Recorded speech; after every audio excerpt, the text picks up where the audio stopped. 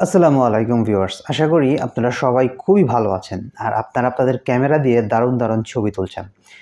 আজকে আপনাদের সাথে যারা নতুনভাবে ফটোগ্রাফি শুরু করেছেন, বিভিন্ন ইভেন্ট কভার করতেছেন, তারপরে বিভিন্ন অনুষ্ঠানে আপনারা টুকটাক ছবি তুলতেছেন এবং এই ফটোগ্রাফিটাকে কিংবা ভিডিওগ্রাফিটাকে প্রফেশন হিসেবে নিতে যাচ্ছেন, তাদের জন্য বলা যায় প্রথম দিকে যারা একদমই বিগিনার তাদের একটা গাইডলাইন দেব আজকে। সো আপনি যদি একদমই বিগিনার হন, ফটোগ্রাফিতে মাত্র শুরু করেছেন হাত এবং দেখা গেছে যে এখান থেকে কিছু ইনকামও করতে যাচ্ছেন, তাহলে আজকের ভিডিওটা কন্টিনিউ করুন। ভিউয়ার্স, আমরা যারা নতুন আছি তাদের মনে কিন্তু প্রথম দিকেই এই প্রশ্নটা আসে যে আমার কোন কোন ইনস্ট্রুমেন্ট থাকা উচিত কিংবা কি কি গ্যাজেট থাকলে আমি যে কোনো ধরনের অনুষ্ঠান হোক না কেন, সেটা বিয়ে হোক, জন্মদিন হোক কিংবা কোনো কনফারেন্স হোক, যে কোনো ধরনের অনুষ্ঠান আমি কভার করতে পারবো। তো অবশ্যই বেশ কিছু জিনিস আছে, এই জিনিসগুলো কিন্তু আপনার কালেকশনে অবশ্যই থাকতে হবে। সব জিনিস নিয়ে আপনি কিন্তু কাজ শুরু করতে পারবেন না। আস্তে আস্তে যখন আপনি কাজের ক্ষেত্রে কাজ করতে থাকবেন, তখন আপনি বুঝতে পারবেন যে এই জিনিসটা আমার কমই ছিল, এই জিনিসটা আমার পরবর্তীতে করা উচিত কিংবা ওটা আমার কালেকশনে রাখা উচিত। তবে আজকে আমি আপনাদেরকে বেসিক কিছু জিনিস বলবো, যে জিনিসগুলো আপনাদের ফটোগ্রাফি শুরুর দিকে অবশ্যই 100% থাকা উচিত। পরবর্তীতে আপনি আস্তে আস্তে আপনার যেই জিনিসপত্র কিংবা আপনার যে গ্যাজেটগুলো, সেগুলো আপনারা কাজের প্রয়োজনে বাড়িয়ে নিতে পারেন। প্রথম অবস্থায় বর্তমান সময়ে, অর্থাৎ এখন কিন্তু 2023 সাল চলতেছে। তো এই সময়ে এসে যদি আপনি মনে করেন যে আপনি ডিএসএলআর ক্যামেরা দিয়ে ফটোগ্রাফি কিংবা ভিডিওগ্রাফি করবেন, এটা কিন্তু আপনার চরম একটি ভুল হবে। আপনি বাজেট কম হোক কিংবা বেশি হোক, যে কোনো ধরনের বাজেটই হোক না কেন, অবশ্যই চেষ্টা করবেন মিররলেস ক্যামেরা রাখার জন্য। কারণ বর্তমান সময়টাই হচ্ছে মিররলেসের সময়। ডিএসএলআরের সময়টা কিন্তু প্রায় একদম বলা যায় যে শেষ সীমানায় চলে এসেছে। তো আপনি দরকার হলে বাজেট যদি কম হয়, তাহলে সেক্ষেত্রে আপনার দেখা গেছে যে একদমই বাজেট হচ্ছে না, সেক্ষেত্রে আলাদা কথা। বাট বাজেট অবশ্যই কিছুটা বাড়িয়ে আপনারা মিররলেস ক্যামেরা নেবেন, সেটা সনির হোক, নিকনের হোক, ক্যাননের হোক, ফুজির হোক, যে কোনো কোম্পানিরই হোক না কেন, মিররলেস ক্যামেরা নেবেন। এটা দেখা গেলো প্রথম, যে আপনি যে জিনিসটা দিয়ে ফটোগ্রাফি ভিডিওগ্রাফি করবেন, কোন জিনিসটা দিয়ে করবেন। তো অবশ্যই ক্যামেরা দরকার। তো এই ক্যামেরাটা অবশ্যই আপনারা প্রথম পছন্দ কিংবা প্রথম দিকে রাখবেন, কিংবা এটা বলা যায় যে প্রথম দিকে আপনার দরকার। ঠিক আছে, আপনার মিররলেস ক্যামেরা রাখলেন। এখন লেন্স কি নেবেন? দেখুন, অনেকেই আছে প্রফেশনাল লেন্স ব্যবহার করে, আবার অনেকেই আছে যে সেমি প্রফেশনাল লেন্স দিয়েও কিন্তু ভালো ভালো কাজ করতে পারেন। এখন এটা নির্ভর করতেছে আপনার কাজের স্কিলের উপরে, অর্থাৎ আপনি কতটা দক্ষ সেটার উপরে। তো যদি আপনি প্রফেশনাল লেন্স কেনার মতন সামর্থ্য থাকে, তাহলে আমি বলবো আপনার প্রফেশনাল যে কোনো ধরনের লেন্স আপনার কালেকশনে রাখতে পারেন। এটা আপনার কাজের ভিত্তি করে কিংবা কাজ বুঝে। বাট যেহেতু আজকে বিগিনারদের আমি পরামর্শ দিচ্ছি কিংবা একটা গাইডলাইন দিচ্ছি, সেক্ষেত্রে আমি বলবো যে 18-200 যে লেন্সটি আছে, এই লেন্সটি রাখতে পারেন। এটা যদি আপনার ক্রয় ক্ষমতার মধ্যে না থাকে, তাহলে 18-135 যে লেন্সটি আছে এটা রাখতে পারেন। এবং অবশ্যই সাথে 50mm অথবা 85mm যেই লেন্স 1.8 কিংবা 1.4 কিংবা 1.2 অ্যাপাচারের যে লেন্সগুলো আছে, এই লেন্সগুলো রাখতে পারেন। 50mm অথবা আপনার 85mm, দুইটার মধ্যে যে কোনো একটা। যদি আপনার ক্রয় ক্ষমতা ভালো হয় তাহলে 85mm রাখবেন, আর যদি ক্রয় ক্ষমতা একটু কম হয় তাহলে আপনার 50mmটা রাখবেন। এই দুইটা লেন্স আপনারা অবশ্যই মাস্ট বি রাখবেন। আপনি যখন কোনো ইভেন্ট কভার করবেন, সেক্ষেত্রে কিন্তু এই দুইটা লেন্স আপনাকে যথেষ্ট পরিমাণ সহযোগিতা করবে। যদি আপনার পক্ষে সম্ভব হয়, তাহলে আপনি মানে এক্সট্রা একটা ক্যামেরা না, আলাদা আরেকটা ক্যামেরা, অর্থাৎ দুইটা ক্যামেরার সাথে রাখবেন। এটা আমি এক্সট্রা হিসেবে বললাম, যেহেতু আপনি প্রথম দিকে দুইটা ক্যামেরা আপনার পক্ষে মানে দেখা যায় যে বহন করা সম্ভব না, কারণ দুইটা ক্যামেরা খুব এক্সপেন্সিভ হয়ে যায়। তো সেক্ষেত্রে আপনারা একটা ক্যামেরা দিয়ে কাজ চালাতে পারবেন। তবে লেন্স কিন্তু অবশ্যই এই দুইটা রাখবেন। পরবর্তীতে যখন আপনি প্রফেশনাল লেন্স কিনবেন, তখন ওই প্রফেশনাল লেন্স দিয়ে কিন্তু আপনি এই দুই লেন্সের কাজ কিন্তু করতে পারবেন। তো যেহেতু আপনার একটা প্রফেশনাল লেন্স কেনার মতন এখন সামর্থ্য নেই, বাট আপনি কাজ শুরু করেছেন, সেই ক্ষেত্রে আপনারা এই দুইটা লেন্স মাস্ট বি রাখবেন। আর যদি একদমই না পারেন, তাহলে সেক্ষেত্রে আপনার 18-200 যে লেন্সটা আছে, এই লেন্সটা রাখতে পারেন। তো ক্যামেরা বডি গেল, লেন্স গেল, এই দুইটা দিয়ে কি শুধু ছবি তোলা হবে? না। দেখবেন অনেক সময় অনেক ইভেন্ট, ম্যাক্সিমাম আমাদের দেশে যেসব অনুষ্ঠানগুলো হয়, এগুলো কিন্তু রাতে হয় কিংবা সন্ধ্যার পরে হয়। তো তখন কিন্তু আলো স্বল্পতা দেখা দেয়। তো সেক্ষেত্রে অবশ্যই আপনার যে গ্যাজেটগুলো, সেই গ্যাজেটের সাথে কিংবা আপনি যে অনুষ্ঠানটা কভার করবেন, এই অনুষ্ঠান কভার করার জন্য আপনার কিন্তু ফ্ল্যাশ লাইট অবশ্যই থাকতে হবে। আপনি যে কোনো কোম্পানির, গোরেক্স কোম্পানির আছে, তারপর হচ্ছে আপনার ক্যানন কোম্পানির আছে, সনি কোম্পানির আছে, তারপর হচ্ছে কি আপনার নিকন কোম্পানির আছে, থার্ড পার্টি অনেক কোম্পানি আছে। সেই সব কোম্পানির ফ্ল্যাশ লাইট অবশ্যই আপনারা রাখবেন। যত বেশি ফ্ল্যাশ লাইট রাখবেন কাজের ক্ষেত্রে কিন্তু আপনার যেই কাজের কোয়ালিটিটা সেটা কিন্তু ভালো হবে। অনেক আছে 4টা 5টা, এমনও আছে 8টা 9টা 10টা পর্যন্ত ফ্ল্যাশ লাইট অনেকে ব্যবহার করে। তো যেহেতু প্রথম অবস্থায় আপনি, সেক্ষেত্রে আপনারা 2 থেকে 3টা ফ্ল্যাশ লাইট মাস্ট বি রাখবেন। 2টা তো মাস্ট বি রাখবেন, আর একদমই যদি না পারেন তাহলে একটি ফ্ল্যাশ লাইট রাখবেন। 2টা রাখলে বেস্ট, এবং একটা রাখলে মোটামুটি আপনি একটা কাজ চালাতে পারবেন। তবে 2টা রাখলে কিন্তু আপনার কাজটা ভালো হবে, এটা অবশ্যই মাথায় রাখবেন। এবং অবশ্যই ফ্ল্যাশ লাইট যেন আপনার যে ট্রিগার, সেই ট্রিগারের মাধ্যমে অর্থাৎ ব্লুটুথের মাধ্যমে যেন আপনি চালাতে পারেন, সেই ফ্যাসিলিটিটা কিন্তু যেন অবশ্যই থাকে।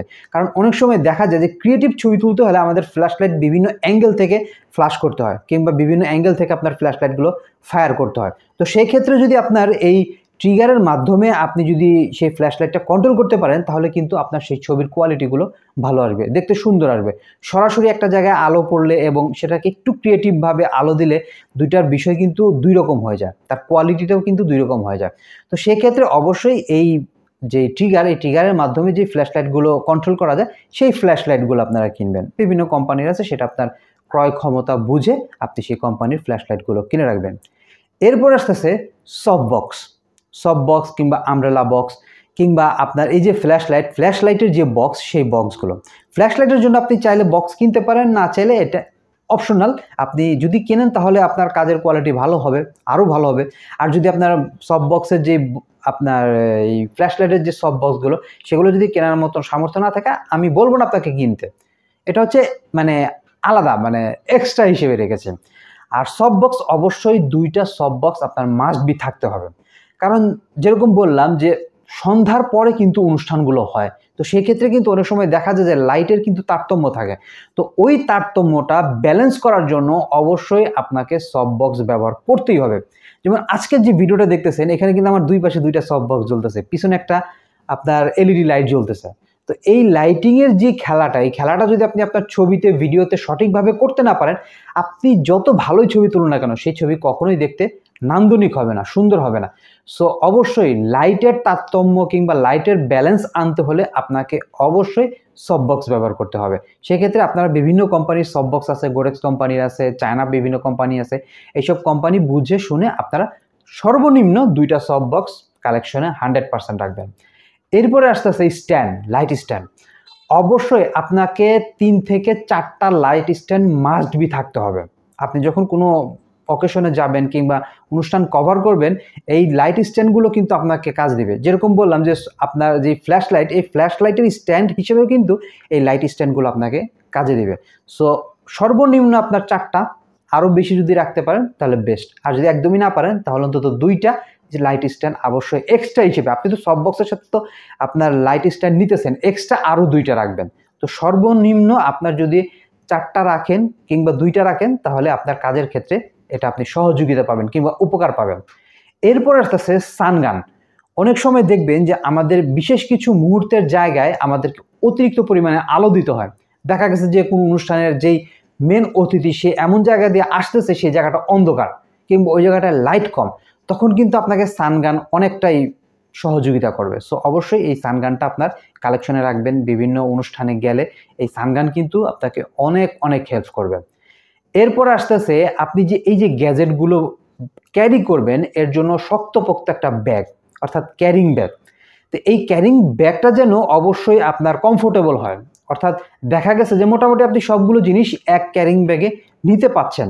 এরকম যদি ক্যারিং ব্যাগ কিনতে পারেন তাহলে বেস্ট। আর যদি মনে করেন যে না, আমি একসাথে সব ক্যারিং ব্যাগ নেওয়া সম্ভব না, তো সেক্ষেত্রে আপনার 2টা কিংবা দেখা গেছে যে আপনার 2টা সর্বোচ্চ 2টা কিংবা 3টা ক্যারিং ব্যাগ আপনার নিতে পারেন। তো সেক্ষেত্রে অবশ্যই ওই ক্যারিং ব্যাগগুলোর কোয়ালিটি যেন ভালো হয়, অর্থাৎ নিতে আপনি মানে কমফোর্ট ফিল করেন, এরকম ধরনের ক্যারিং ব্যাগ অবশ্যই রাখবেন। এরপর আসতেছে মাল্টিপ্লাগ। অর্থাৎ অনেক সময় দেখা যায় যে আমরা যে সফট বক্সগুলো জ্বালাই কিংবা সানগান যে লাইটগুলো জ্বালাই, তো এই লাইটগুলো জ্বালানোর সময় আমাদেরকে কিন্তু বিদ্যুতের কানেকশন নিতে হয়। বিদ্যুতের কানেকশন ছাড়া কিন্তু এই লাইটগুলো জ্বালানো যায় না। তো সেক্ষেত্রে কি দেখা গেছে যে বিদ্যুতের যে কানেকশন সেটা অনেক দূরে, তো তখন কি করবেন? তখন অবশ্যই আপনাকে মাল্টিপ্লাগ ব্যবহার করতে হবে। আপনার 2টা 3টা মাল্টিপ্লাগ অবশ্যই কনফার্ম একদম নিশ্চিত থাকেন আপনার সাথে অবশ্যই রাখবেন। মোটামুটি আপনার 2 থেকে 3টা আপনার মাল্টিপ্লাগ বড় তার দিয়ে যদি আপনি বানিয়ে নিতে পারেন তাহলে একটা রাখলে এনাফ। আর যদি মনে করেন যে না বানানো সম্ভব না, তাহলে সেক্ষেত্রে আপনারা 3টা মাল্টিপ্লাগ মাস্ট বি রাখবেন। এবং এক্সট্রা ব্যাটারি, ক্যামেরার হোক, ফ্ল্যাশ লাইটের হোক, কিংবা সানগানের যেই লাইটগুলো আছে, কিংবা এলইডি লাইট যদি নিয়ে থাকেন তাহলে অবশ্যই এক্সট্রা ব্যাটারি 100% নেবেন এবং চার্জারও নিয়ে যাবেন। অনেক সময় দেখা যায় যে কাজ করতে করতে হঠাৎ করে চার্জ শেষ হয়ে গেছে, তো তখন কি করলেন, আপনার যেটা চার্জ শেষ হয়েছে সেই ব্যাটারিটা চার্জে দিয়ে দিলেন, এক্সট্রা যে ব্যাটারিটা আছে সেটাতে আপনি কাজ করতেছেন, ওইদিকে ওই ব্যাটারিটা চার্জ হতে থাকবে। তো অবশ্যই আপনার যেই গ্যাজেটই হোক না কেন, ক্যামেরা বলেন, তারপরে বিভিন্ন যে লাইটের কথা বললাম কিংবা ফ্ল্যাশ লাইটের কথা বললাম, এগুলার অবশ্যই যেই চার্জার সেই চার্জারও রাখবেন এবং ব্যাটারি তো মাস্ট বি রাখবেন। এরপর আসতেছে সবচাইতে গুরুত্বপূর্ণ জিনিস, সেটি হচ্ছে আপনি যে অনুষ্ঠানের ছবিগুলো তুলতেছেন, ভিডিওগুলো তুলতেছেন, এটার ব্যাকআপ রাখার মতন ব্যবস্থা। অনেক সময় দেখা যায় যে আপনি ছবি তুলতেছেন, ভিডিও করতেছেন, হঠাৎ করে আপনার মেমোরি কার্ড ক্র্যাশ খেতে পারে, নষ্ট হয়ে যেতে পারে, কিংবা দেখা গেছে সেটা আর চলতেছে না। তো সেই ক্ষেত্রে কী হবে, আপনি কিন্তু ছবিগুলো হারিয়ে ফেলতে পারেন। তো অবশ্যই আপনার এই ছবিগুলো কিংবা যেই ফুটেজগুলো কিন্তু আপনি তুলেছেন, এগুলো কিন্তু আর আপনি নাও পেতে পারেন, কিংবা আপনার পক্ষে আর পাওয়া নাও সম্ভব হতে পারে। তো সেই ক্ষেত্রে অবশ্যই এই ফুটেজগুলো কিংবা ভিডিওগুলো যাতে আপনি ব্যাকআপ রাখতে পারেন, এর জন্য অবশ্যই ব্যাকআপের ব্যবস্থা থাকবে। আপনি বিভিন্ন ধরনের মেমোরি কার্ড আছে, বিভিন্ন ধরনের ডিভাইস আছে, যেগুলোর মাধ্যমে আপনি সাথে সাথে ইনস্ট্যান্ট নগদেই একদম সাথে সাথে আপনি আপনার ওই জিনিসগুলো ব্যাকআপ রেখে দিবেন। আর ব্যাকআপ নেওয়ার পরে অবশ্যই সেগুলোকে আপনি আপনার পিসিতে হোক, মোবাইলে হোক, যে জায়গায় রাখেন না কেন, বিভিন্ন জায়গায় এটা আপনি ব্যাকআপ রেখে দিবেন। একটা ফাইলে রাখবেন না, বিভিন্ন জায়গায় বিভিন্ন ফাইলে রেখে দিবেন। এতে কি হবে, ধরেন একটা ফাইল যদি আপনার ক্র্যাশ করে, কিংবা দেখা গেছে ওই ফাইলটা ওপেন হচ্ছে না, কিংবা যে কোনো কারণবশত ডিলিট হয়ে গেছে, তখন কিন্তু আপনি ব্যাকআপ থাকলে ওই জায়গা থেকে কিন্তু এনে আপনি আপনার কাজটা সারিয়ে নিতে পারবেন। তাই অবশ্যই এটা কনফার্ম থাকবেন, আপনি যে কোনো ধরনের কাজই করুন না কেন, এর জন্য আমি বলেছি এটা সবচেয়ে মোস্ট অফ দ্য ইম্পর্টেন্ট, যে ব্যাকআপ রাখার ব্যবস্থা। আপনি যে ছবি কিংবা ভিডিওগুলো, ফুটেজগুলো নিচ্ছেন, এটার ব্যাকআপ যাতে আপনি সাথে সাথে রাখতে পারেন, সেই ব্যবস্থা অবশ্যই কনফার্ম করবেন। এরপর আসতেছে অবশ্যই আপনি একজন সাথে সহকারী নেবেন। আপনি যদি প্রাথমিক অবস্থায় হন, তাহলে কনফার্ম আপনার সাথে একজন হলেও সহযোগী নেবেন। কারণ অনেক সময় দেখা যায় যে একার পক্ষে সমস্ত কাজ করা কিন্তু সম্ভব হয় না। সাপোজ ধরেন আপনি যেই অনুষ্ঠানটা কভার করতেছেন, সেখানে যে স্টেজটা, সেই স্টেজের লাইটটা কীরকম আছে, এখন আপনি ক্যামেরা সেট দিয়েছেন ট্রাইপডে কিংবা আপনার স্ট্যান্ডে ক্যামেরা লাগাইছেন, তো এখন সব বক্স লাগাইতেছেন, দেখা গেছে কোথাও ফ্ল্যাশ মানে আপনার এক্সপোজ বেশি হয়ে যাচ্ছে, কোথাও কম হচ্ছে। তো সেক্ষেত্রে আপনি কি বারবার ক্যামেরার সামনে যাবেন, তারপরে আসবেন, আবার যাবেন, আবার ঠিক করবেন, এরকম করতে কিন্তু অনেক সময় লেগে যাবে, কিংবা দেখা গেছে যে যারা ক্লায়েন্ট আছে তারা কিন্তু বিরক্ত হবে। তো অবশ্যই সাথে অন্তত কমপক্ষে আপনার যেহেতু নতুন অবস্থায়, কারণ একজন লোককে নিয়ে গেলে তাকে অবশ্যই সার্ভিস চার্জ দিতে হবে, আপনার পক্ষে তো সার্ভিস চার্জ সেরকমভাবে দেওয়া সম্ভব না। তো চেষ্টা করবেন যদি এরকম কেউ হয় যে মোটামুটি অল্প কিছু টাকায় তাকে কাজ করানো যাবে, ঠিক আছে, তাহলে তাকে সাথে নিয়ে যাবেন। অবশ্যই অন্তত কনফার্ম মানে মিনিমাম একজন নেবেন। এতে কি হবে, আপনি যখন ক্যামেরাটা সেট করবেন, সে লাইটিংটা কোন সাইডে বেশি হচ্ছে, কোন সাইডে কম হচ্ছে, ওকে আপনার সাথে যে গিয়েছে, যে সহকারী গিয়েছে, তাকে বলবেন যে লাইটটা একটু ডানে বামে অ্যাঙ্গেল করে দিতে, কিংবা একটু উপর নিচে করে দিতে, যাতে লাইটের কন্ডিশনটা যেন ভালো থাকে, লাইটের সোর্সটাকে যেন ভালো থাকে। এতে কি হবে, আপনার কাজের সহযোগিতা হবে। তো আরও আনুষঙ্গিক, আপনি যখন কাজে যাবেন তখন আপনি বুঝতে পারবেন যে আপনার এই জিনিসগুলো লাগবে, এই জিনিসগুলো আপনার দরকার। সেই ক্ষেত্রে আপনি ওই সময় হয়তো না পারেন, পরবর্তীতে ওই জিনিসগুলো আপনারা কালেকশন করে নেবেন। তো আমি চেষ্টা করলাম আজকের এই ভিডিওর মাধ্যমে আপনাদের সাথে যে আপনি কাজ শুরু করেছেন, প্রাথমিক অবস্থায় আপনার কোন কোন জিনিসগুলো থাকা দরকার, কিংবা একটা অনুষ্ঠান কভার করতে, সেটা বিয়ে হোক, জন্মদিন হোক, কিংবা কোনো কনফারেন্স হোক, কিংবা যে কোনো ধরনের অনুষ্ঠানই হোক না কেন, সেটা কভার করার জন্য মোটামুটি একটা কাজের মানে ভ্যালু আসবে, কিংবা আপনি কাজটা নিতে পারবেন, কোন কোন জিনিসগুলো আপনার কালেকশনে থাকা উচিত। এই জিনিসগুলো থাকলে আপনার কাজের কোয়ালিটিটা ভালো হবে, আপনি মোটামুটি একটা কাজ করতে পারবেন। তো সেই জিনিসগুলোই আমি শেয়ার করলাম। তো যে জিনিসগুলো শেয়ার করলাম, এগুলো ছাড়াও যদি আরও কিছু বাকি থেকে থাকে, তাহলে ভিডিওর কমেন্ট বক্সে কমেন্ট করে জানাতে পারেন। তো আশা করি যদি আপনি একজন বিগিনার ফটোগ্রাফার হয়ে থাকেন, কিংবা ভিডিওগ্রাফি শুরু করেছেন, একদমই নতুন প্রফেশন হিসেবে নিতে চাচ্ছেন, তাহলে আজকের এই ভিডিওটা আপনার জন্য যথেষ্ট পরিমাণ সহযোগিতা করবে, যদি শুরু থেকে শেষ পর্যন্ত মনোযোগ দিয়ে ভিডিওটা দেখেন। তো আজকের এই ভিডিও থেকে আমি বিদায় নিচ্ছি, দেখা হবে আগামী কোনো ভিডিওতে। সে পর্যন্ত সবাই ভালো থাকবেন, সুস্থ থাকবেন, এবং অবশ্যই যারা এখনও পর্যন্ত আমাকে আমার সোশ্যাল সাইটে ফলো করেনি, ফলো করবেন। ফেসবুক, ইনস্টাগ্রাম, টুইটার, যেখানে মনে চায় প্রত্যেকটা লিঙ্ক এই ভিডিও সহ এই চ্যানেলের প্রত্যেকটা ভিডিও ডেসক্রিপশন বক্সে দেওয়া আছে। ডেসক্রিপশন বক্স ওপেন করেন, লিঙ্কে ক্লিক করেন আর ফলো করেন। ভালো থাকবেন সবাই। আর যারা চ্যানেলে নতুন মাস্ট বি সাবস্ক্রাইব। ভিডিওটা ভালো লাগলে লাইক দিবেন। ধন্যবাদ।